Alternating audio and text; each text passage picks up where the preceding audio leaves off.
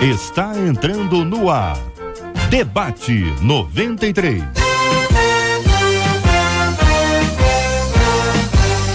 Realização 93 FM.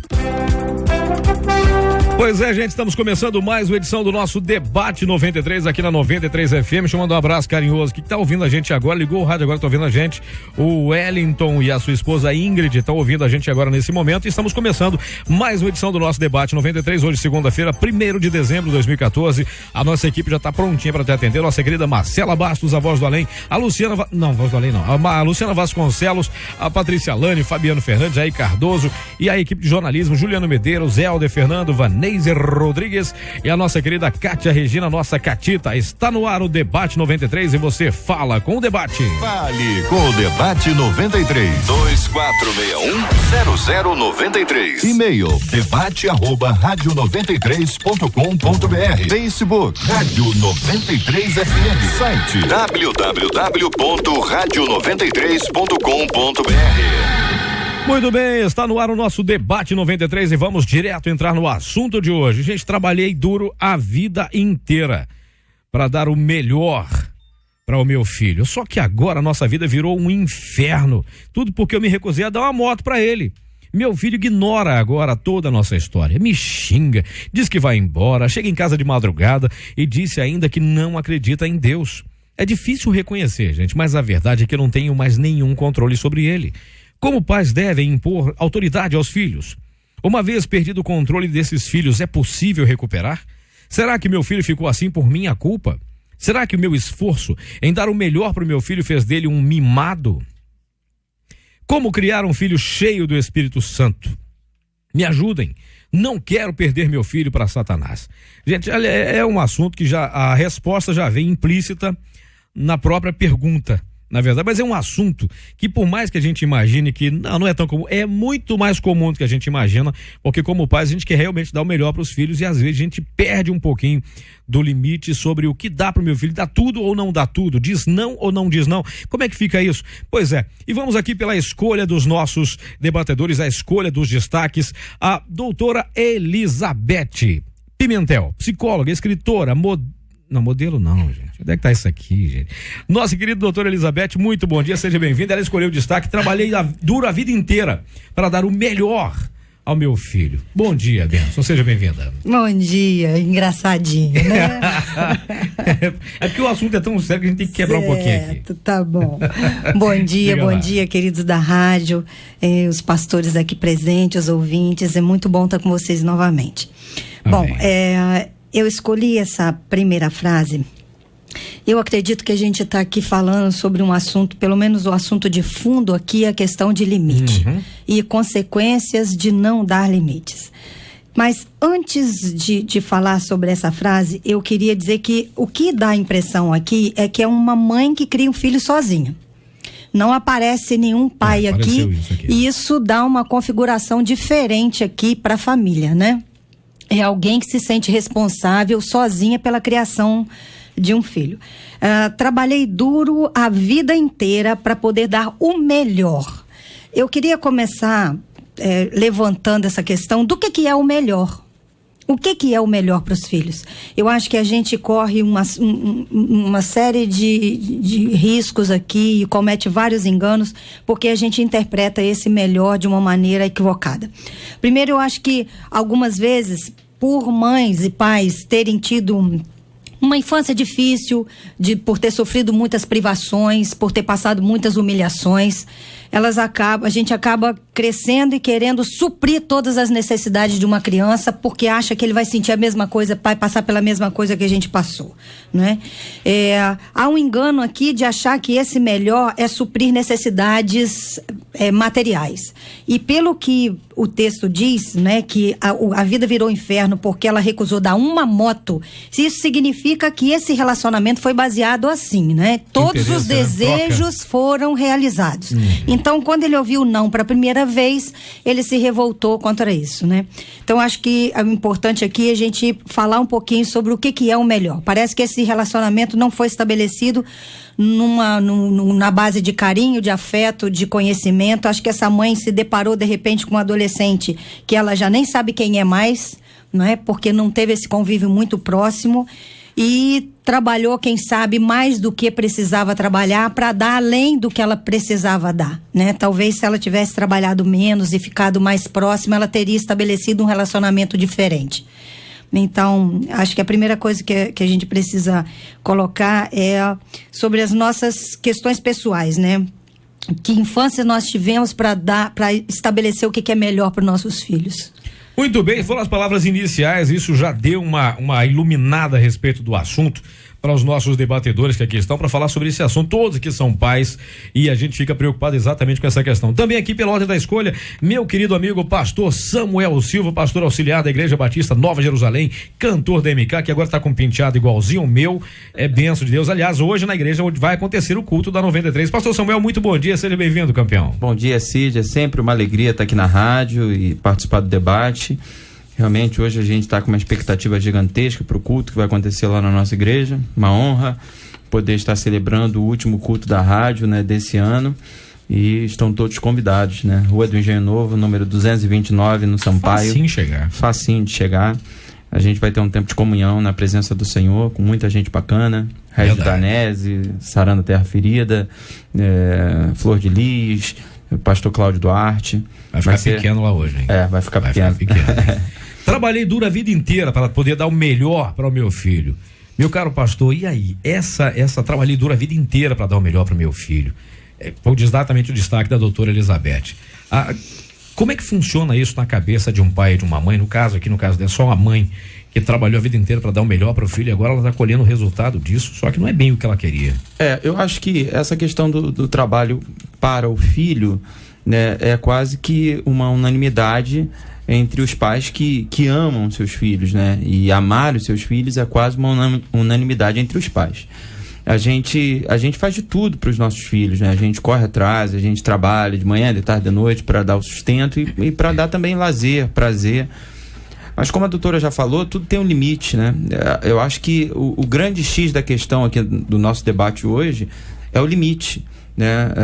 Essa questão de para poder dar o melhor, ela muitas das vezes é confundida para poder dar tudo, né? E nem sempre dar o melhor significa dar tudo, né? Eu tenho 2 filhos, um de 8 e um de 10, e toda vez que eu vou ao shopping eles têm sempre um pedido para fazer, independente da época, se é Natal, se é Páscoa, se é aniversário deles, né? E como a gente ama, se deixar, a gente não sai do shopping sem comprar alguma coisa para eles, mas tem dia que você tem que dizer não, mesmo tendo dinheiro, porque você está, né, trabalhando a educação da criança, né, para ela entender que existem momentos e momentos, não é todo dia que ela tem que ser presenteada, e a vida não é assim, a vida não nos presenteia todo dia, né? O próprio Senhor Jesus foi muito claro, né, falando com os seus filhos, no mundo tereis aflições, mas tem de bom ânimo, né? Ele como pai, ele poderia querer dar tudo para nós e nos mal acostumar, mas ele colocou a questão da realidade bem latente. Então, eu acho que essa questão de trabalhar duro para dar o melhor, né? Ok, agora o grande problema é quando a gente trabalha duro para dar tudo. E aí a gente começa a gerar uma certa confusão na cabeça da criança, e a infância é crucial, né? É o momento onde o caráter é definido, e aí depois que estraga ali, cara... Passou ali, fica complicado gerar o restante. Depois fica difícil. Muito bem, entre nós também, já escolhendo já o seu destaque, pastor Alessandro Alvarenga, da Igreja do Nazareno em Nilópolis. Muito bom dia, pastorzão, seja muito bem-vindo, campeão. Bom dia, para mim é um prazer, uma alegria muito grande estar aqui, que Deus abençoe os nossos debatedores, os nossos ouvintes. Amém. E me foi perguntado aqui através desse e-mail, será que o meu filho ficou assim por minha culpa? E Jesus, ele contou muitas histórias, e uma das mais surpreendentes é a história de um pai como esse pai, que teve um problema sério com os seus filhos, e um dos filhos resolveu sair de casa, e eu acredito que aquele pai também estivesse se imaginando, se perguntando durante muito tempo, talvez o tempo que aquele filho ficou ausente, será que tinha sido culpa dele? Será que ele não mimou demais? Será que ele não deu limites? E eu queria falar para esse pai ou para outros pais que nos ouvem, primeiramente, que você não viesse colocar essa carga emocional sobre os seus ombros, porque talvez seja uma carga muito grande. E a segunda coisa também que eu gostaria de falar para todos os pais e mães que estão nos ouvindo é que nós podemos ensinar nós podemos ajudar, nós podemos orientar os nossos filhos a fazerem escolhas, e no nosso caso, boas escolhas. Só que nós não podemos fazer essas escolhas por eles, nós podemos ensiná-los. É a questão do livre-arbítrio. Então, que ao longo desse debate o Espírito Santo possa esclarecer e falar muito ainda aos nossos corações. Especialmente alguns pais que acham que estão cuidando bem dos filhos.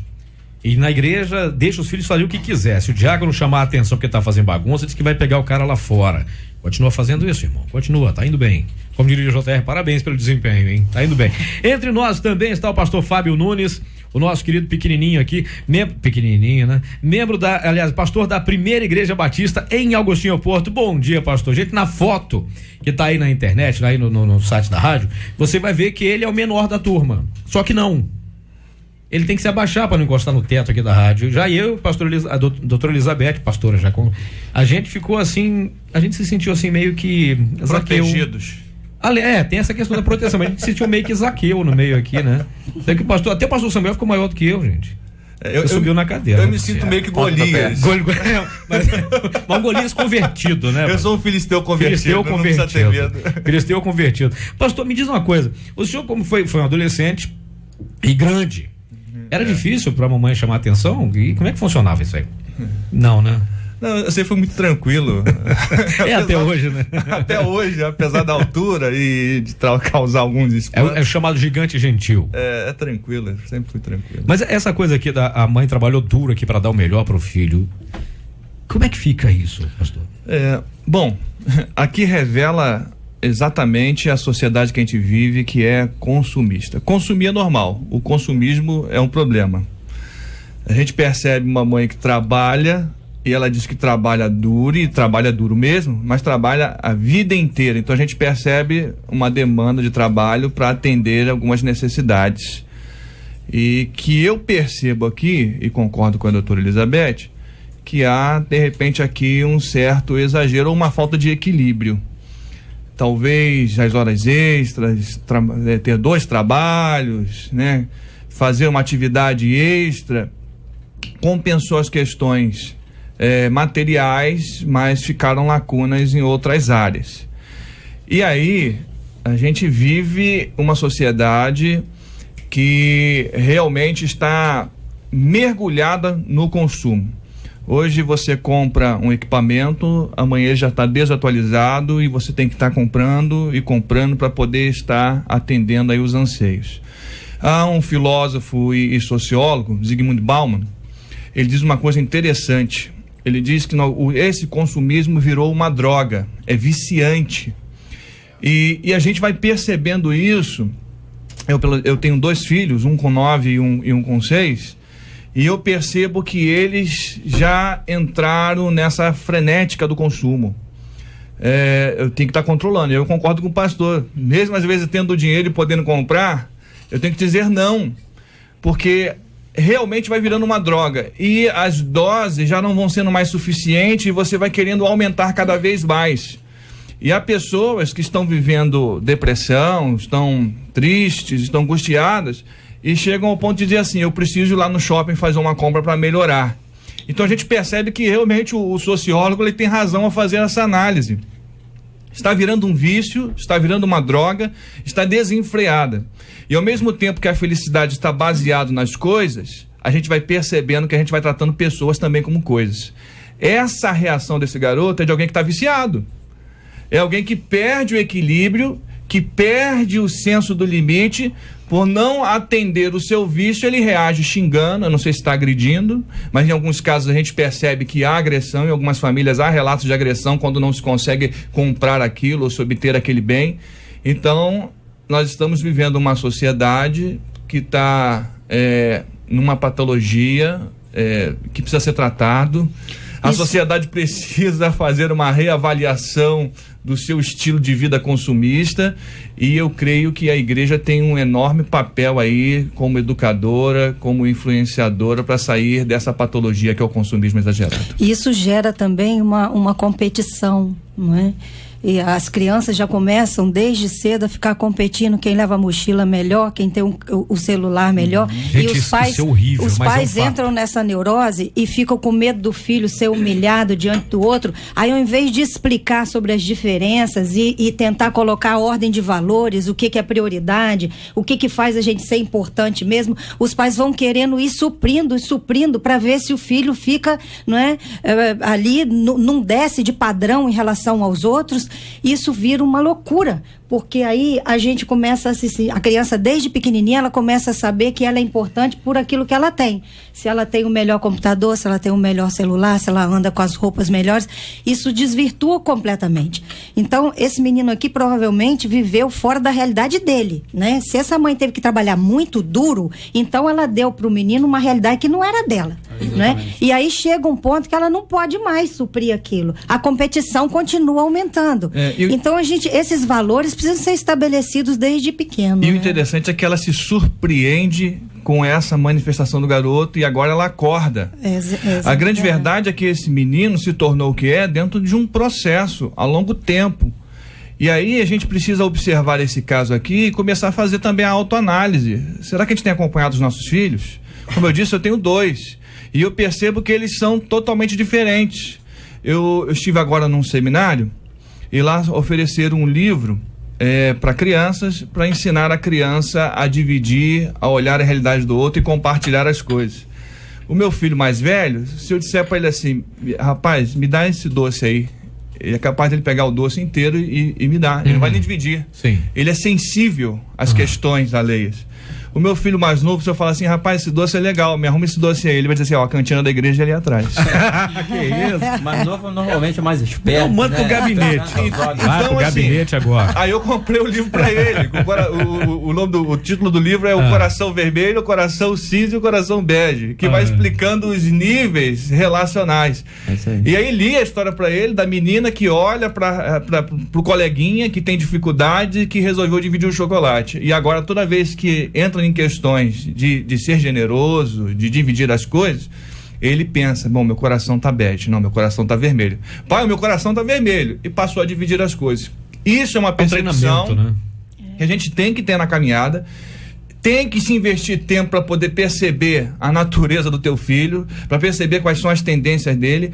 Tem que investir, comprar materiais, pedir ajuda, levar para conselheiro, levar na igreja, levar para o pastor, pedir ajuda ao psicólogo, percebendo essas dificuldades onde a gente percebe que valores estão ausentes. Então tem que caminhar, tem que investir, tem que dedicar tempo para não ser surpreendido lá na frente. Surpresa, inclusive, pastor Alessandro, que ela teve quando ela diz assim, só que agora a nossa vida virou um inferno.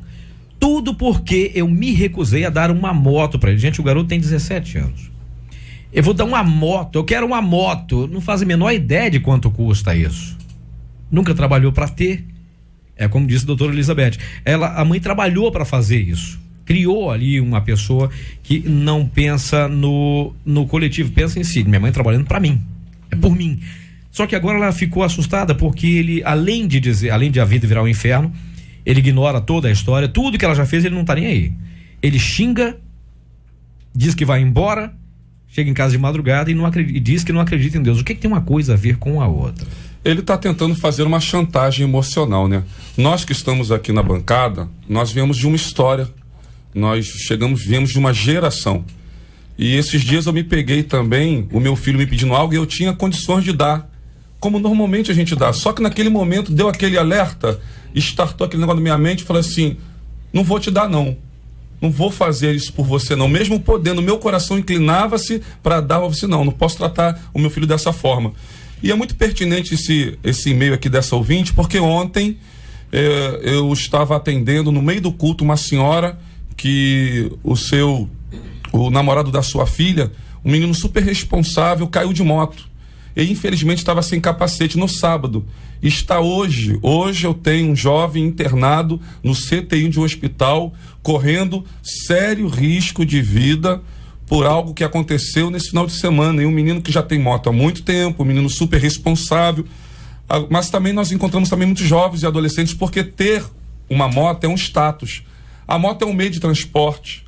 A moto, ela te dá aquela sensação de liberdade, mas uma coisa que nós não podemos esquecer é que é um meio de transporte barato comparado a um carro, mas também é muito perigoso. Totalmente. E você dá, muitas vezes nós comparamos isso a uma arma. Então o que eu posso falar com essa mãe? Que ela não venha ceder às chantagens, à birra, mas que ela possa sentar com o seu filho e passar para ele informações. Olha, não é a minha opinião, não é a minha negação, mas a mamãe está preocupada com algumas coisas. E não ceder, não permitir que nessa queda de braço, esse garoto de 17 anos possa vencer ou possa fazer prevalecer uma vontade que talvez lá na frente possa trazer muitos prejuízos para ele e para a família dele. Às vezes por uma necessidade de ser legal, né? Por insegurança, né? Algumas pessoas, a gente pode correr esse risco.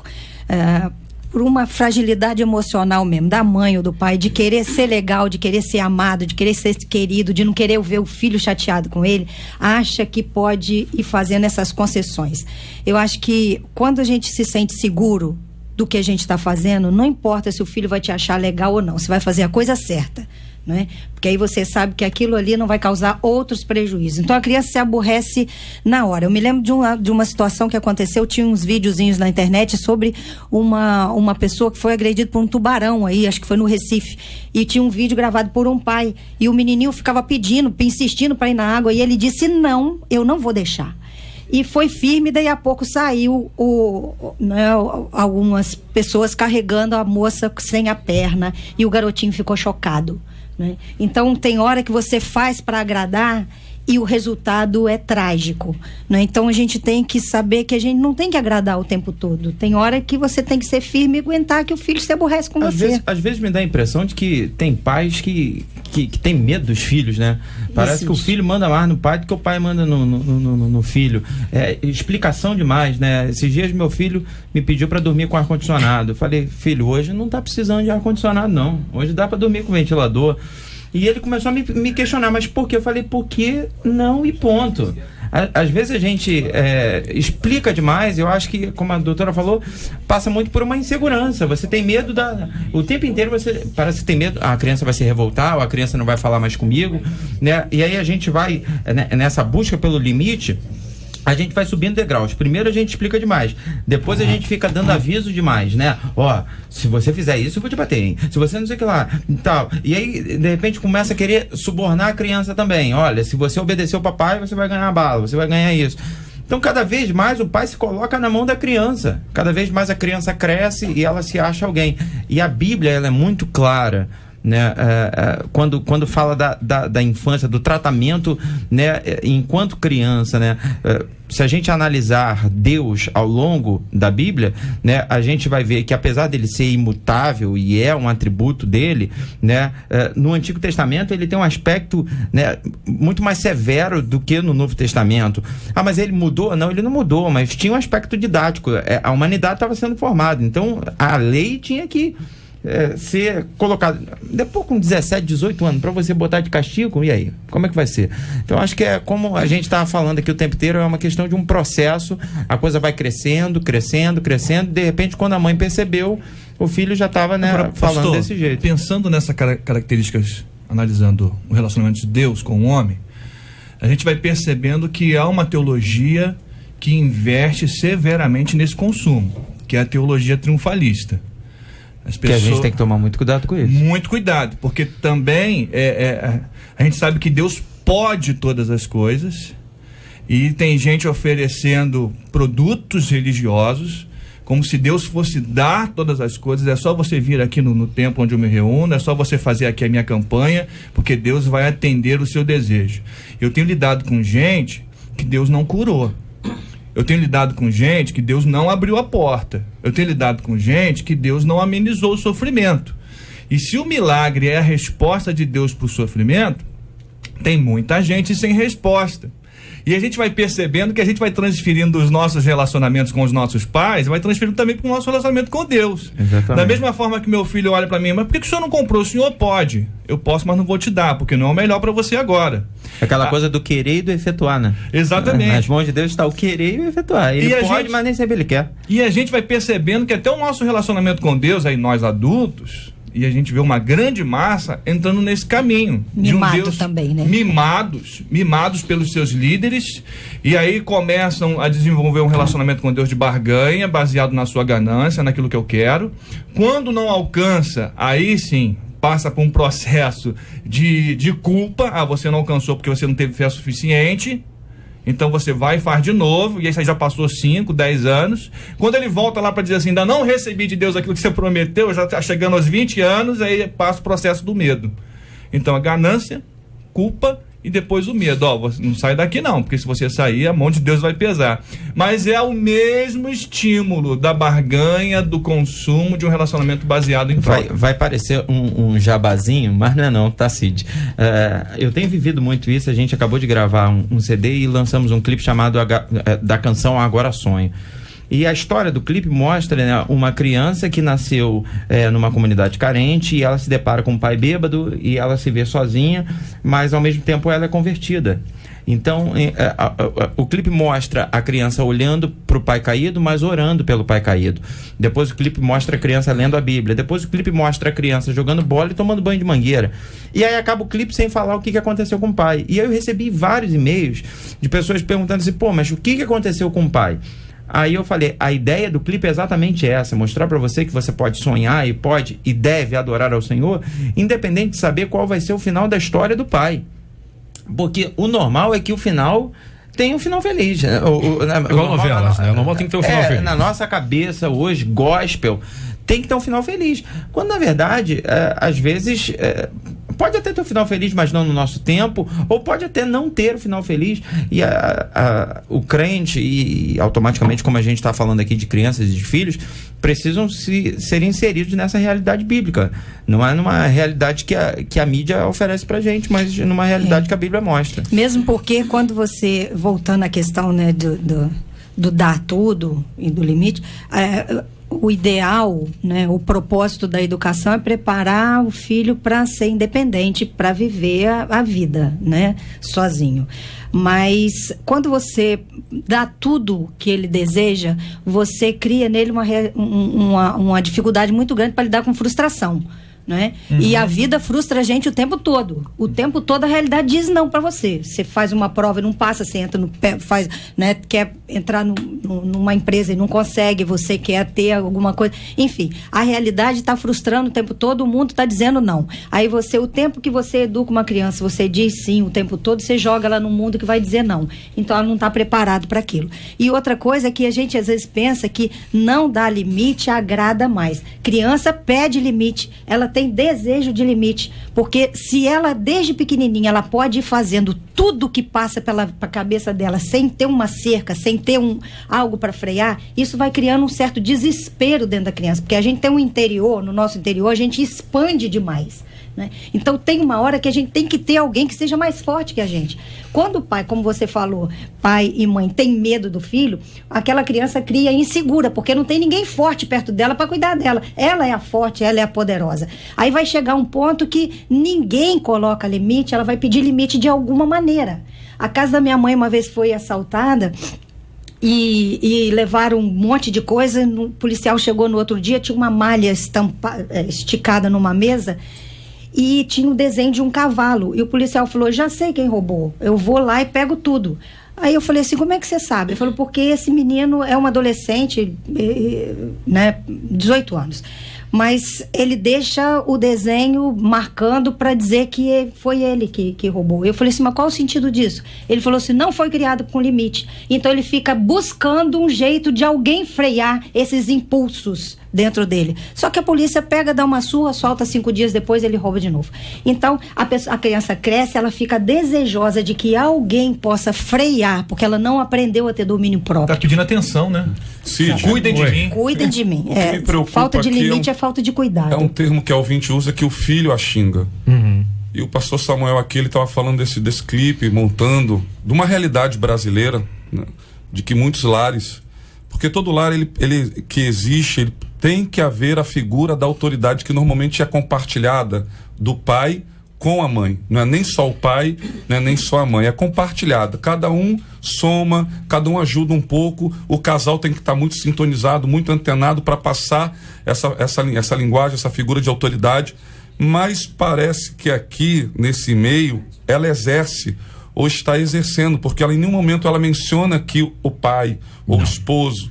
Então a sensação que eu tenho é que ela está exercendo os dois papéis.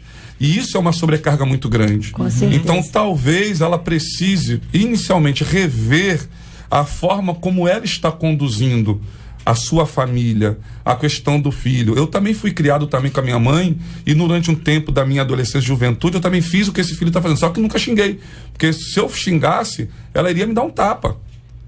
Ela iria realmente revelar. Teve um dia que eu cheguei de madrugada, ela falou assim: nunca mais tu chega, senão eu vou fechar a porta.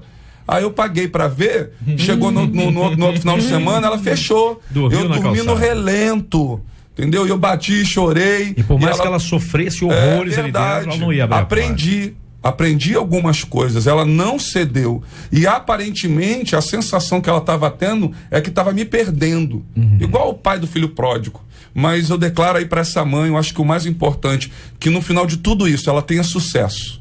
Que no final de tudo isso ela possa rever e que o filho possa chegar a uma conclusão que a mãe quer o melhor para ele. O senhor está falando do filho pródigo, o pai do filho pródigo, a Bíblia não fala de em algum momento ele ir atrás do filho. Então, tipo, você quer ir? Então vai, cara. Pega tudo e vai. Como o senhor falou, eu acredito que ele deve ter se questionado, será que a culpa é minha? Ele deve ter, né, o coração apertado, o que está acontecendo agora com meu filho? Mas a Bíblia, em momento nenhum, diz que ele foi atrás do filho, né? Porque era uma maneira dele corrigir. Você vai ter que sofrer. Deixa eu falar um negócio que na verdade o assunto geral aqui ele é atrelado a uma pesquisa, e a nossa querida Marcela vai falar sobre isso agora. Vamos lá, vamos ver que foi a pesquisa hoje. Pesquisa 93. A doce voz de Marcela Bastos. Diga lá, Marcela. Então, Cid, bom dia aos nossos ouvintes, queridos debatedores. A pesquisa é exatamente essa. Você conhece pais que perderam o controle dos filhos porque acabaram mimando demais esses filhos? O número é alto. Por telefone, 83% dos nossos ouvintes afirmam que conhecem, e no site 89% deles também conhecem. Como vocês podem ver, a coisa não é tão simples quanto a gente imaginava, não tão simples quanto a gente esperava, até porque tem alguns depoimentos também aqui na internet e também já pelo telefone, de ouvinte diz o seguinte: olha, eu conheço muitos pais assim, desse jeito que vocês estão falando aí. A palavra nos alerta sobre ensinar o filho no caminho em que se deve andar. Tem pais que ensinam o filho o caminho, apenas o caminho. Então você vai por lá, faz o que eu mando, não faz o que eu faço. Mas é ensinar no caminho, que é o que o texto diz. Hoje nós vemos muito pais educando e ensinando seus filhos e seguindo os costumes mundanos e se esquecendo assim da palavra de Deus, que é a base de tudo. Outro ouvinte diz: eu conheço sim, eu mesmo hoje tenho receio de falar certas coisas com os meus filhos que são adultos já. Outro ouvinte seguinte: às vezes nem é mimo não, gente, mas é o convívio com pessoas que os pais não conhecem. Também passa por aquela coisa de não estar atento a como os filhos estão crescendo. Outro ouvinte seguinte: olha, eu, por exemplo, tenho 2 irmãos gêmeos que mais parecem Caim e Abel. Vivem brigando e cada vez pior se torna, e a minha mãe não tem controle. Eles já chegaram mesmo até a agredir a minha mãe, que já chegaram até a agredi-la. Ela já os pôs para fora de casa e eles não vão. Como eu posso ajudar a minha mãe e como ela pode fazer para ter domínio sobre eles outra vez? E outro ouvinte seguinte: olha, sim, minha filha, ela é exatamente assim, eu perdi o controle. Ou foi a filha que perdeu, não deixa muito claro aqui. Ela tá ouvindo a gente agora, nossa irmãzinha. E outro ouvinte seguinte: os pais não podem ceder a tudo que os filhos querem. Tem que dar limite sim e manter firme o não. Eu tenho um casal de filhos e um deles primeiro queria uma moto. Eu disse que quando crescesse eu compraria. Depois de um tempo, disse que queria ser policial e eu fui contra. Deixei bem claro para ele minha posição. Falei que preferia que ele fosse um gari a policial. Eu orei muito a Deus. Hoje ele já está casado, tem carro, foi fuzileiro naval e agora trabalha com topografia. Se eu deixasse correr solto, talvez eu nem tivesse mais um filho. E quando ela diz aqui, né, eu preferia que ele fosse um gari a policial, de forma alguma está desmerecendo nenhuma das duas funções. Ela estava com medo de perder o filho num confronto. E preferia que ele fosse gari, porque é um trabalho que não oferece risco. Ao contrário, minha irmãzinha, também oferece tanto risco quanto. Porque hoje em dia não tem mais lugar seguro pra gente viver. O fato é que ela acabou criando muito bem o filho. Ele foi fuzileiro naval e hoje trabalha com topografia. Mas se ela desse tudo que o filho quisesse, na época que o filho queria, talvez ela não tivesse mais filho, é o que ela está dizendo aqui. Outro ouvinte é o seguinte: eu acho que os pais erram muito quando dão tudo o que os filhos querem, menos o limite disso. E muitas vezes sem poder dar. E não só perdem o controle, mas também perdem os próprios filhos. Sabe que eu estava procurando aqui uma frase, queria saber o autor da frase, e acabei descobrindo que quem disse essa frase foi aquele ator que a gente cresceu vendo, mais do meu tempo, pastor Samuel, pastor Elizabeth, doutora Elizabeth não chegou a ver nenhum filme dele não, Clint Eastwood, e um dia ele disse assim: todo mundo fala sobre como deixar um planeta melhor para os nossos filhos, quando na verdade o que deveríamos mesmo é tentar e fazer tudo para deixar filhos melhores para o nosso planeta. O que é que nós temos feito com os nossos filhos? Como os pais devem pôr limites e impor autoridade aos filhos? Destaque do pastor Samuel. Então, a gente estava falando o tempo inteiro desses degraus, né? De você não explicar muito, de você tentar negociar cada vez menos, não subornar teu filho, não ameaçar, porque às vezes eu já me deparei com essa situação de chegar pro meu filho, né? E por um acaso também foi o meu mais novo, eu tenho um de 10 e um de 8. E aí eu cheguei pro Jonatas, meu mais novo, e falei para ele: ó, se você não fizer o trabalho, tu não vai pra piscina. Aí ele, tranquilo. Legal, não vou pra piscina, então. E aí eu falei, agora. Aí eu falei, esquece tudo que eu disse, tu vai fazer o trabalho, ponto final. Né? O grande problema é que às vezes a gente ainda se depara com essa situação de você negociar com teu filho e ele arcar com as consequências. Porque ele tá tão senhor de si, né? Agora, a gente é crente, né? Somos pastores. E a igreja, ela é fundamental para isso, né? Eu conheço pessoas assim que não são evangélicas e que elogiam os nossos filhos porque eles são simpáticos, porque eles falam com todo mundo, porque são... E aí usam até esse termo: a criança de igreja vai no colo de todo mundo, brinca com todo mundo, porque é uma junção de classes sociais diferentes. Na igreja tem rico, tem um mais pobre, tá todo mundo junto, né? E é aquela história que o Cid falou: ensinar a criança no caminho, né? A igreja aprendendo também, junto, né? Não é passar para a igreja a educação dos nossos filhos, mas contar com a igreja como uma parceira, né? Colocar o teu filho envolvido com filhos de crentes, porque a visão é parecida, a visão é a mesma em alguns casos, né? E impor os limites também. Me permita, pastor Samuel, eu percebo que a gente, enquanto pais, a gente está procurando qual é o método, qual é o padrão para educar. E a gente vai percebendo que eles vão crescendo. Quando a gente acha que encontrou a forma, aí muda tudo e tem que se reformular. Só que não existe esse padrão. A gente percebe aqui que a nossa ouvinte que escreveu, ela está se culpando. E é importante que a gente saiba, por mais que a gente faça o máximo, e a gente não deve fazer tudo, fazer o máximo é tudo aquilo que a gente deve fazer e fazer com todo empenho, mas não deve fazer tudo, porque algumas coisas devem ser feitas pelos nossos filhos, para que eles amadureçam. Por mais que a gente siga todos os caminhos, aquilo que a gente aponta a ser correto, ser bom, no fim nós estamos preparando um indivíduo que vai tomar decisões por si só. Então talvez eu estou falando para a mãe, para um pai que está se culpando. Eu acho que você tem que fazer o máximo, mas você não consegue fazer tudo. Essa criança vai crescer, já começa a tomar as suas decisões, escolher a sua roupa, escolher o seu curso, escolher o seu time. E o meu, estou investindo que eles continuem lá torcendo pro time da Cruz. Mas pode ser que eles... Como é que é o negócio, pastor? O time da Cruz. Você não conhece? O time da Cruz, pastor? É o nosso time. Nosso? É. Você é atleticano? Mineiro? Não, da Cruz mesmo. É o da Cruz. O que ele tá falando, pastor Samuel? Dá uma ajuda aí. Olha só, eu torço pro time da Cruz também. Mas a situação não está. A doutora Elizabeth está tentando decifrar isso aqui. Então a gente é só pros inteligentes, né?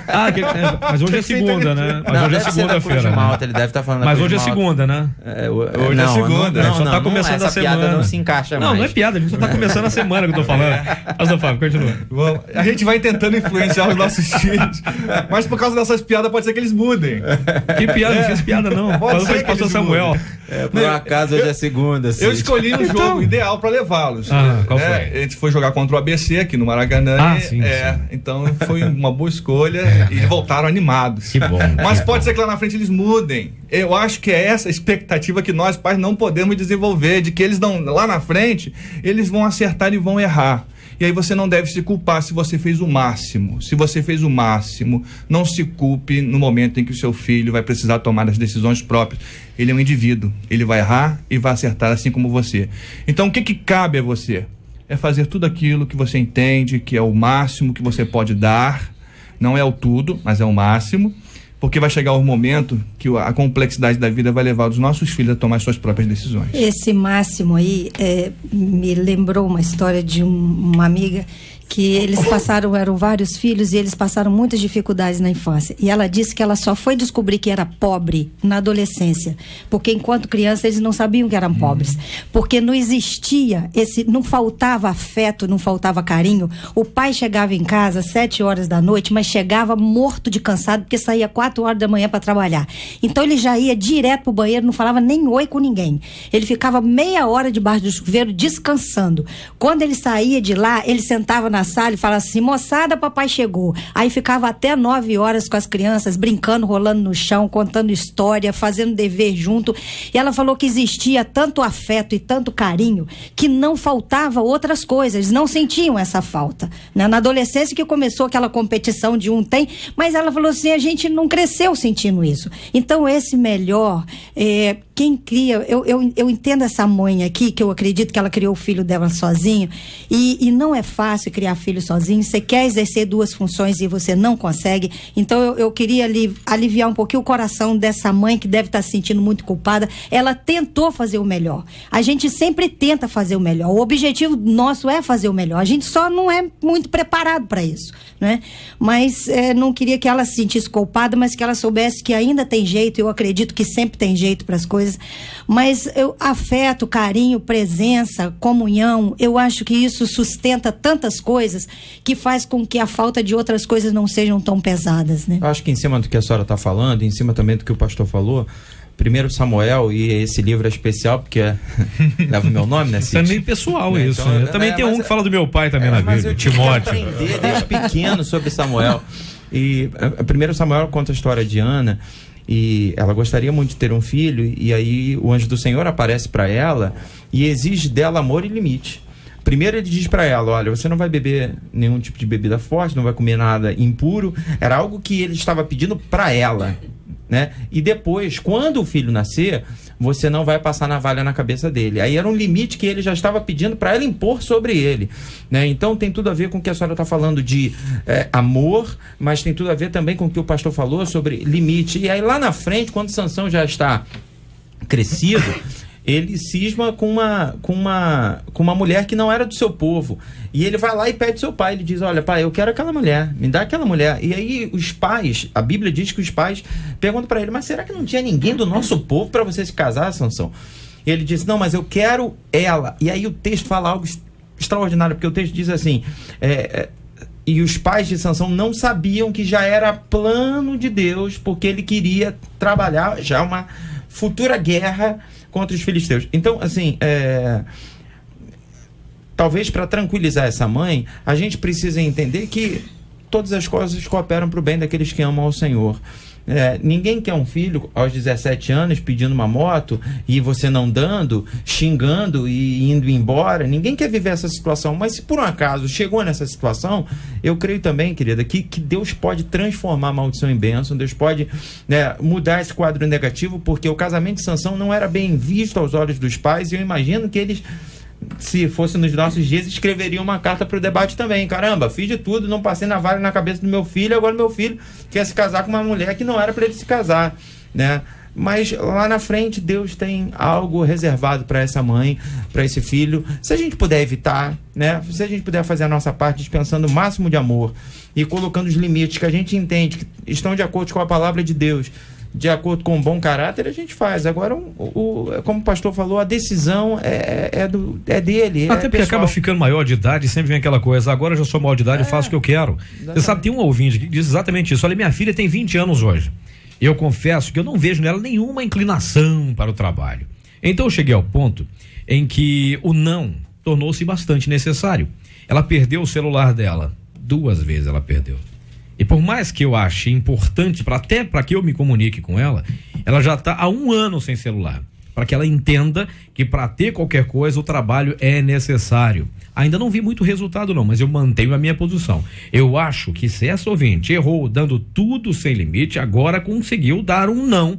Ela tem que ser firme, ainda assim, nunca é tarde para tentar colocar limites. A nossa ouvinte aconselhando a nossa irmã a não desistir. Outro ouvinte é o seguinte: olha, eu tenho um filho de 17 anos e sempre pagamos colégio particular para ele. Só que este é o 2º ano que ele repete. Por não se dedicar. Eu e meu marido decidimos então que se ele repetir mesmo, vamos colocá-lo num colégio público. Mas ele disse que não vai para um colégio público de jeito nenhum. Só que pagamos com muita dificuldade para ele jogar fora. Estamos agindo errado? É uma resposta: não. E colégio público não é desmerecimento nenhum também, não. Lógico que não. Minhas filhas sempre estudaram em colégio público. Agora que a Natália está fazendo faculdade, mas sempre estudaram em colégio público. E tem outras pessoas que estudaram também em colégio público. E nem por isso o ensino foi de menos qualidade. Depende mais da pessoa, depende mais do aluno, na verdade, né? Você sabe, tem uma outra questão aqui que essa mãe fala, que uma vez perdido o controle dos filhos, é possível recuperar? Segundo a nossa ouvinte, nunca é tarde para tentar impor limites aqui. E outro ouvinte: será que o meu esforço em dar o melhor ao meu filho fez dele um mimado? Como é que dar o melhor torna a criança preguiçosa, pastor Alessandro? Ela tá Dá de tudo pra pessoa? Ela tá levantando um clamor, né? Tá pedindo ajuda ela mesmo. Coloca pra gente essa questão: me ajudem a responder essa minha dúvida. Será que eu errei? E eu quero dizer para essa ouvinte: inclusive o seu destaque é esse, né? Será que é minha culpa, meu filho? Será que é minha culpa? Pode ser. Mas a grande questão é o seguinte: quem nunca errou? Quem nunca de repente não tenha cedido quando não deveria, tendo dito não no momento teria que ter dito sim. Então, é hora também de buscar o culpado, é hora de buscar a solução, né? E como a doutora mesmo falou, olha só, errar, todos nós erramos. Mas o mais importante é o seguinte: em algum momento, se nós reconhecermos e percebermos que erramos lá atrás, primeiro a gente tem que ter humildade e sensibilidade para reconhecer e assumir um papel. Eu vou mudar. E toda mudança inicialmente gera um desgaste, gera um problema. Igual esse outro e-mail aí: vou botar na escola pública. Às vezes eu acho que isso é um castigo maior para os pais do que para os filhos, porque os pais não têm às vezes condições de pagar uma escola particular, que é o caso, mas fazem de aqui tudo para não. É porque tem que manter uma aparência. Filho, olha só, a vida é difícil, o dinheiro é difícil de ganhar, papai e a mamãe não tá com condições, você vai passar por um momento, vou ensinar para ele o valor da vida. Mas parece que os pais ficam mais receosos do que os próprios filhos. Parece que dói mais nele, e dói mesmo. Mas a gente também tem que ensinar os nossos filhos a realidade da vida. Tem dinheiro? Tem. Não tem? Não tem. Agora, o que não pode é um pai chegar numa loja e às vezes, porque o meu filho quer. Já vi, eu fui pastor de jovens durante 12 anos. Mamãe chegou lá: não, eu comprei um boné pro meu filho de R$200. Dividiu em 10 vezes, 10 de 20, porque ele queria um boné. Eu falei assim: não é bem assim. O meu filho quer um tênis de R$600, eu vou dar, eu vou fazer. Não, bota ele para trabalhar. Começa a mandar ele lá arrumar a casa, tu dá R$20 lá, igual essa mãe aí da filha que não tem celular há um ano. Fala o seguinte: olha só, eu vou te dar R$10 por semana para tua merenda, aí você vê, você quer comer, você quer um. Eu fazia. Não tem condições, então se eu quero alguma coisa, eu vou começar a economizar, vou começar a valorizar, mesmo que eu não tenha condições de trabalho. Isso aí, desenvolver responsabilidade. Duvido que ela vai perder. Mas para essa mãe fazer tudo isso, ela precisa começar a trabalhar com ela mesma. Ela tá precisando de ajuda. Eu acho que essa mãe está insegura, ela não tem força. Então não adianta ela tomar uma série de medidas se ela não vai segurar isso. Né? Ela vai chegar e vai conversar e vai tomar uma série de decisões de pulso, e amanhã o menino confronta, ela recua. Então eu acho que ela que precisa de buscar ajuda para ela ter essa segurança e essa firmeza e entender porque ela foi tão frágil durante esse tempo todo. Porque foi fragilidade dela, né? Também, eu acho né? Que no caso dela, se ela não tem um marido, eu acho que a igreja pode ser uma excelente ajuda, um porto seguro para ela, né? Porque o menino, ele, na conversa com outros adolescentes, vai começar também a perceber o mal que ele está cometendo. Agora, se essas companhias estiverem levando ele a fazer exatamente isso? Porque, por exemplo, imagina assim um caso: um menino, um rapaz quer muito uma coisa, não tem como conseguir porque não ensinaram ele a conseguir com o próprio esforço aquilo. Alguém dá um caminho mais rápido para ele.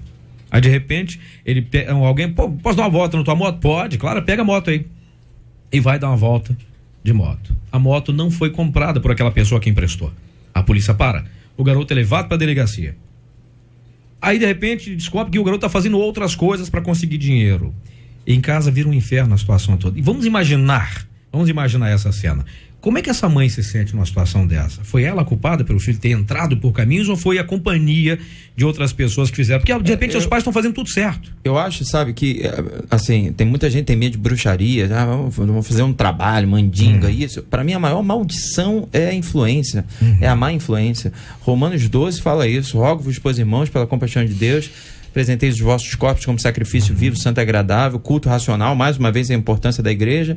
E aí no verso 12, não vos conformeis com este mundo, mas transformai-vos pela renovação da vossa mente, para que experimenteis a boa, perfeita e agradável vontade de Deus. Agora, acho que a influência, né, é terrível. E aí os pais precisam de alguma maneira também blindar os filhos, enquanto eles são ainda novos, dessa influência. Se está percebendo que o garoto está andando com mais influências, ele tem que de alguma maneira... Eu vou, assim, deixar o pastor falar, mas só contar um testemunhozinho rapidinho. Eu quando era garoto, né, eu não sei quantos aqui creem nos dons espirituais, isso é coisa para um outro debate, né? Mas eu era garoto, estudava no Colégio Federal, e aí o Colégio Federal podia entrar pela frente. Na época era pela frente, né? E não pagava passagem. Só que inventaram o tal do calote. E aí tinha uns amigos meus de escola que queriam dar calote mesmo podendo entrar pela frente. Mesmo de graça. Mesmo e um assim dia minha mãe estava orando e Deus mostrou para ela, né, como é que eram os meus amigos, o cabelo dos meus amigos, mostrou para ela a cor da mochila dos meus amigos. E ela chegou e falou assim: poxa, como é que foi hoje lá? Lá no ponto tava você com fulano assim assado, com a mochila assim assado. Eu falei: a senhora botou um detetive atrás de mim? Ela falou assim: eu tenho os meus amigos. Para você ter uma noção, isso aconteceu numa terça-feira. Na quarta-feira, os meus amigos resolveram de novo dar calote e eu entrei pela frente, porque eu achei que minha mãe tinha mandado alguém me vigiar. E aí um dos meus amigos pulou por trás e bateu de cara no poste. E foi direto levado para o CTI. Então, assim, de alguma maneira Deus me livrou de uma má influência, né? Glória a Deus, foi de maneira sobrenatural. Mas às vezes o pai pode ter conhecimento acompanhando um pouco mais, entendeu? Estando mais próximo do filho, né? Bom, a pergunta do Cid é difícil de responder porque é muito relativo. Pode ser que haja um percentual dos pais nessa culpa, pode ser as circunstâncias, porque para um jovem que caminha certinho, cair é uma questão de segundo. O camarada está na igreja, está no Ministério de Louvor, frequenta a escola dominical, tem um bom testemunho, mas para cair é uma questão assim, ó, né? Então, é muito relativa essa questão. Por outro lado, a minha preocupação é com essa palavra blindagem. Eu entendi bem o que o pastor Samuel disse, e eu estou de acordo, mas para que não haja uma compreensão de que a gente tem que isolar os nossos filhos. Isso é um problema sério. Todos os sábados os nossos filhos no templo lá prestando culto. Isso é um problema sério, sabe? Porque vai chegar um momento em que eles vão ser inseridos no mundo. E eles têm que estar preparados para esse mundo. E aí viver apenas num ambiente eclesiástico, e quando cair no mundo, estão totalmente despreparados. Até porque a igreja precisa viver no mundo. A gente não tem que se isolar no templo. Na verdade, a igreja não é o ponto de chegada, mas a grande verdade é que é o início da nossa saída para este mundo. Então a gente precisa preparar os nossos filhos para viver a realidade do mundo. A gente precisa falar de drogas, a gente precisa falar de sexo, a gente precisa falar das más influências, a gente precisa falar do certo e do errado. É fazer o máximo mesmo para, de alguma forma, incutir valores que a gente tem de ser importante. E quando ele se deparar com uma má influência, eles vão ter conceitos e valores e vão poder tomar decisões de acertar ou de errar, mas o nosso papel é deixar eles bem informados. Então essa blindagem não é tirar o seu filho do mundo, porque isso vai ser um problema sério, porque mais cedo ou mais tarde ele vai precisar viver no mundo, você não vai estar aqui para sempre, você não tem como colocá-lo numa bolha, e é um grande erro quando a gente prepara um calendário das nossas igrejas, que a gente entuba os nossos adolescentes, os nossos jovens de atividades, e eles não conseguem ter uma vivência fora da igreja. Isso é um problema seríssimo, porque mais cedo ou mais tarde ele vai para a faculdade, em determinado momento ele está na escola, em determinado momento ele tem que estar na rua, vai ter os colegas, e aí? Você não preparou ele para a vida. É assim que se prepara filho cheio do Espírito Santo? Esse é o meu tópico, né? Tá pedindo aqui, e esse é um outro grande problema. A gente quer aqui uma receita para que o meu filho seja cheio do Espírito Santo. Bom, não tem nada a ver. Estar cheio do Espírito Santo parte do pressuposto de uma conversão genuína, um encontro genuíno com Jesus. Automaticamente você recebe o Espírito Santo de Deus. Eu creio que nesse momento da conversão você é batizado no Espírito, envolvido pelo Espírito. E a sua caminhada com Deus torna você uma pessoa cheia do Espírito. Então, se você quer um filho cheio do Espírito, já comece a ensinar a ele os valores cristãos, apresente a ele Jesus o quanto mais cedo, e debaixo da conversão, aí sim ele pode ser cheio do Espírito. Não é um método, você não pode produzir isso na vida do seu filho, porque a conversão é experiência com Deus e não experiência com os pais. E não se sinta frustrado se de repente eu estou falando para pais que os seus filhos ainda não são convertidos. Sua função é pregar, ser testemunha viva, viver o cristianismo dentro de casa, que um grande desafio é ter um púlpito dentro de casa onde a gente pregue com as nossas atitudes, que a gente apenas não fale da mentira, mas que a gente não minta, que a gente não fale, fale apenas do gato, mas que tem um gato dentro de casa. Então faça da sua vida um púlpito ao ponto do seu filho conhecer Jesus através da sua experiência pessoal com Deus, e aí sim há a possibilidade de ser cheio do Espírito, porque Deus passa a habitar na vida dele. Eu só vou resumir aqui um pouquinho a questão de não ter modelos e não ter, né? Eu acho que tem algumas coisas que são muito importantes, que a gente falou, que eu só queria resumir isso, que é a questão da nossa presença, dos valores que a gente passa, daquilo que a gente ensina, mas também do exemplo que a gente dá. Eu acho que tem coisas que, na verdade, meu pai não era muito de conversar, mas o exemplo dele era tão forte que ele me ensinou muita coisa com aquilo que ele fazia. Então a gente precisa também dar o nosso exemplo, que ele está falando muito alto. E tá orando sempre para os filhos, porque vai chegar uma hora que ele vai estar muito longe dos nossos olhos, e a única pessoa que vai estar presente para nos representar é o Espírito Santo de Deus. Então eu acho que isso aí é fundamental. Eu já tive experiência de meu filho estar muito longe de mim, e eu só podia contar com a oração mesmo e com a presença do Espírito Santo, né? E vale lembrar também que por mais que o filho pródigo tenha se distanciado, tenha feito todas as besteiras que ele não tinha direito de fazer, mas ele foi lá e fez, ele ainda assim voltou. E voltou porque sabia que um lugar seguro que ele podia encontrar era exatamente ao lado daquele pai que não impediu que ele fosse, para que ele aprendesse, dar valor àquilo que ele tinha, e acabou perdendo tudo, mas teve uma segunda chance. É uma doce ilusão achar que você, enquanto pai, tem condições de proteger o seu filho totalmente. Eu fazia uma oração a Deus e dizia assim: Senhor, não me deixa morrer até ver os meus filhos casados, ver os meus netos. E eu fazia essa oração constantemente, na tentativa de querer entender que eu sou suficiente para a vida deles. Aí Deus colocou no meu coração: quem foi que disse que é você que cuida da vida deles? Quem foi que disse que é você que cuida da tua vida? É verdade. Pesquisa 93. A doce voz de Marcela Bastos, o retorno. Você conhece pais aí que perderam o controle dos filhos porque acabaram mimando demais esses filhos? Por telefone, 85% dos nossos ouvintes disseram que conhecem. No site, 90% subiu aí, então, nos dois meios. De repente as pessoas estão admitindo agora, né? Porque, na verdade, tem muita gente que não percebe que já perdeu o limite há muito tempo. Tem gente que não percebe que perdeu o limite há muito tempo, de repente hoje percebeu que não estão fazendo tudo certo assim, mas ainda dá tempo de consertar ainda.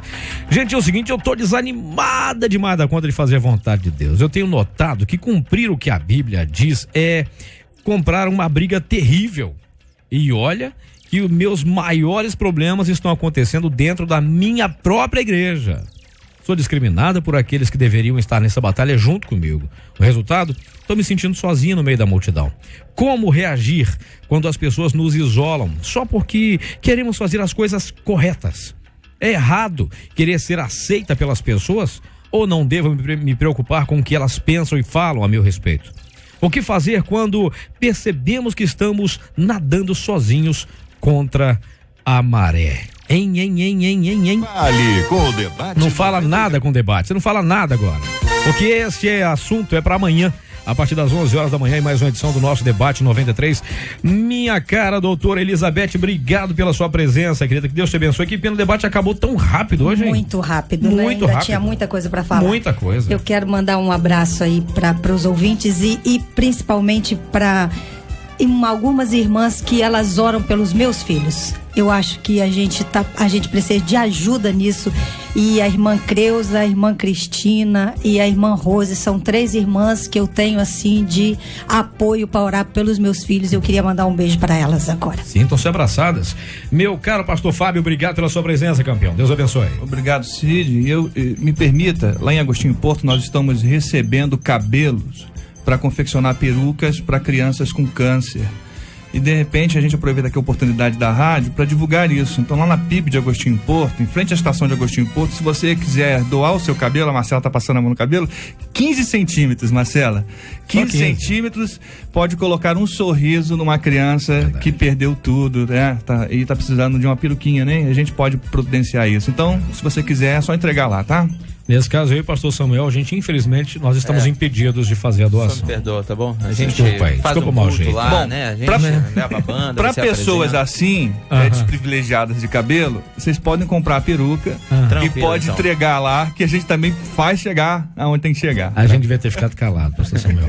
Pastor Alessandro, obrigado pela sua presença, campeão. Deus abençoe. Obrigado, Cid. Obrigado, debatedores, a cada um dos nossos ouvintes. Que vocês tenham uma semana abençoada e um final de ano abençoado na presença do Senhor. Amém. Pastor Samuel Silva, que aliás na igreja do pastor Samuel estaremos hoje no culto da 93 FM. O pastor Manuel Silva está lá esperando a gente agora. O pastor Samuel está aqui com a gente hoje representando a igreja. Vai ser lá na Rua do Engenho Novo 299 no Sampaio, com participações da pastora Flor Delis, do Ministério Sarando a Terra Ferida, do Regis Danese e também toda a equipe da 93 FM. O pastor Cláudio Duarte, que é sósia do Malta Júnior. Gente, nunca vi uma pessoa tão parecida com o Malta Júnior. Vai estar lá hoje o pastor Cláudio Duarte, que é do projeto Recomeçar. Vai acontecer hoje lá na Igreja Batista Nova Jerusalém. Pastor Samuel, que alegria tê-lo conosco no debate, campeão. Alegria toda minha, né? Um prazer estar conhecendo esses amados aqui da mesa. Realmente temos orado pelas crianças. Nós entendemos que as crianças não são amanhã do nosso país, elas são hoje. Então a igreja investe realmente nas crianças para tentar fazer esse contraponto de tanta má influência desse mundo. Elas são bombardeadas diariamente. Que Deus abençoe nossas crianças, nossos adolescentes. E vocês estão mais do que convidados a estarem conosco na Igreja Batista Nova Jerusalém hoje à noite. A gente vai estar fazendo um tempo de celebração, de muita adoração ao nome do Senhor. É mais um ano de vitória que Deus nos concedeu. A gente está no dia 1º de dezembro, né? Realmente numa segunda-feira. Numa segunda-feira voou, é o último culto da rádio e vai ser maravilhoso estar recebendo todos vocês lá conosco. Rua do Engenho Novo, número 229, no bairro do Sampaio. Deus abençoe a todos, queridos, em nome de Jesus. Pois é isso, gente boa. Estamos encerrando o nosso debate 93 de hoje. Nossa querida Rosane Félix já está por aqui para começar já aqui o nosso Pediu Tocou. A gente agradece a todos a companhia. Queria pedir, por favor, ao pastor Samuel, nos leve a Deus em oração. A gente encerra seu debate para voltar amanhã, se Deus quiser. Pastor. Senhor, nós te louvamos, nós te agradecemos, porque nós sabemos que o controle da nossa vida está nas tuas mãos, Senhor. Te louvamos por esse tempo precioso, onde podemos um pouco debater sobre um assunto tão importante, né, que é a educação dos nossos filhos, Senhor. Ó Deus, nós queremos abençoar cada pai que está ligado, ó Deus, à rádio nessa hora, cada mãe que tem se preocupado, tem investido em seu filho, ó Deus, que eles recebam a tua sabedoria, Senhor. Como foi dito, que a igreja comece dentro de cada lar, Senhor. E ó Deus, e que eles possam entender que a decisão do futuro deles não está em suas mãos, está nas mãos do Senhor, e entregando os seus filhos nas mãos de Deus, eles serão bem-sucedidos, Pai. Nos abençoe ainda no dia de hoje, tudo que vamos fazer, que tenhamos a tua aprovação e a tua direção, nós te pedimos, Senhor, em nome de Jesus. Amém, Senhor. Você acabou de ouvir Debate 93.